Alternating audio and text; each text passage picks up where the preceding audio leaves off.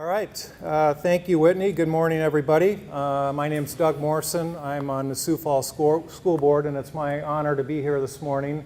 I think the main reason we're here is for a check presentation, but I kind of want to give a little background on how we get to this point and thank some people. So first of all, I wanted to recognize Dr. Melanie Schopp and a couple of her folks from the Department of Education. It's an honor to have our Secretary of Education here who oversees all 130,000 kids in their education in the state, and I think we're coming off a great year. I think you saw from test scores as well as teacher pay and things like that, so thank you, Dr. Schopp, for your leadership. So how do things like this get started? Well, they usually get started with an idea, and they probably come to the superintendent, and so this idea was, well, why don't we serve breakfast in the classroom? And I'm sure Dr. Maher said, what do you mean serve breakfast in the classroom? We're pretty busy people, and so it would have been easy at that point to say, no, let's not go any farther and not even look at it, but that's not the type of superintendent and administration we have.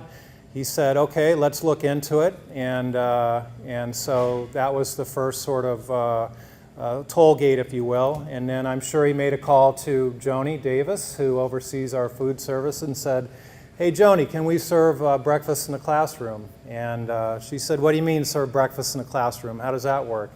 And Joni's great team of 150 plus people serve 15,000 to 20,000 meals a day in this district, and so I think a pilot like this is a significant undertaking. So Joni, thank you for be willing to look into this.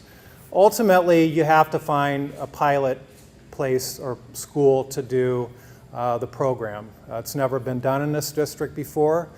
You can imagine this possible disruption, and thinking things through and how to serve breakfast in a classroom.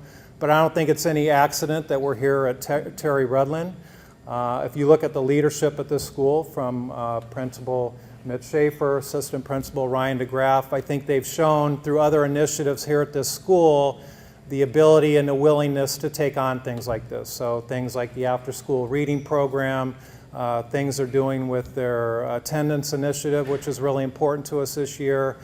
Partnerships with the business community, with churches. They get it, they're passionate about kids, and so it was a no-brainer to put it here, and I think they've embraced it.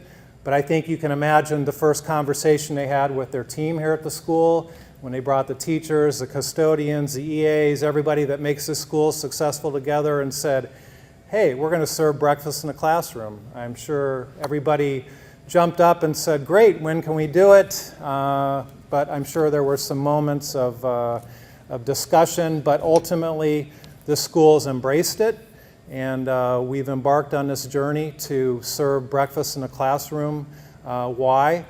Because when we looked at some statistics across the district, we're already offering a breakfast program at the school, but we knew that less than half of the kids were taking advantage of that. And we know how important breakfast is to the school day and the start, getting kids ready to learn.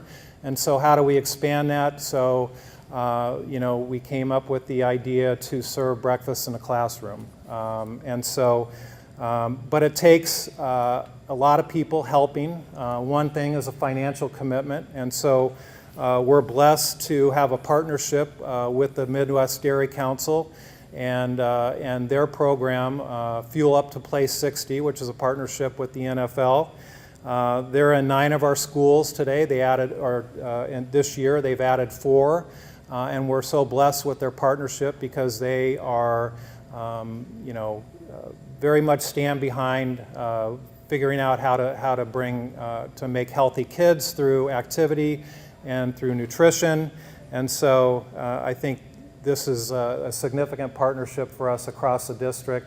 And this morning they're presenting Terry Redlin Elementary with a $5,000 check to help some of the costs with the equipment of us being able to distribute breakfast in the classroom on a daily basis. So with that, I want you to meet one of the dairy farmers that's part of the Midwest Dairy Council, Alan Merrill from Parker, who has a dairy farm in Parker, former school board member in Parker, and very passionate, if you talk to him, about the Fuel Up to Play 60 program. So, Mr. Merrill, thank you for your contribution to the school district. Thank you, Doug. Well, I want to thank everybody for showing up today, and especially for the invite to come to Terry Redlin. As I walked in today, I looked around here, and some of the things that dairy farmers truly believe in are represented in some of your banners. The one behind you, the future begins in the classroom.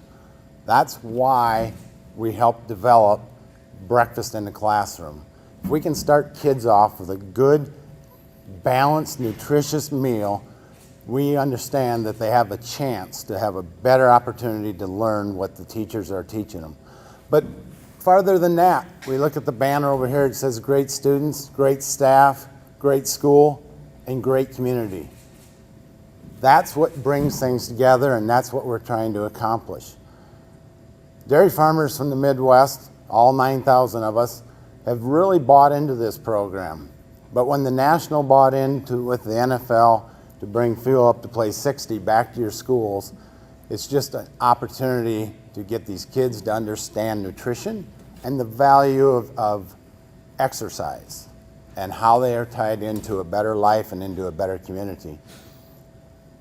I had the chance to meet the Fuel Up to Play 60 coach and Mary Jane today, and two of the school advisors here. And then one of them happened to be a dairy farmer's daughter. And that is just special to me to see that generation take an interest in kids' health plus their education. We have a great opportunity to grow farther than Terry Redlin, but I hope you use the dollars to the best advantage for the kids here, because we see a value in that.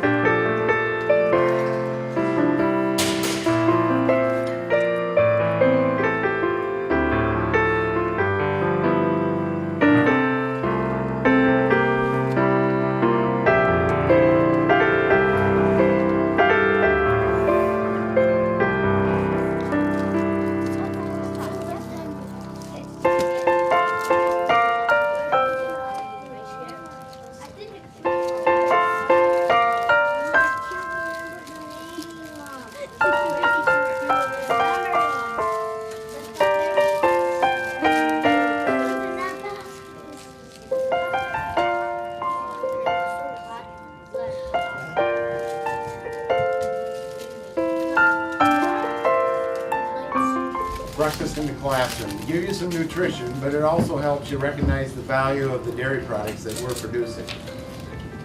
Anybody have any questions about my dairy farm? 7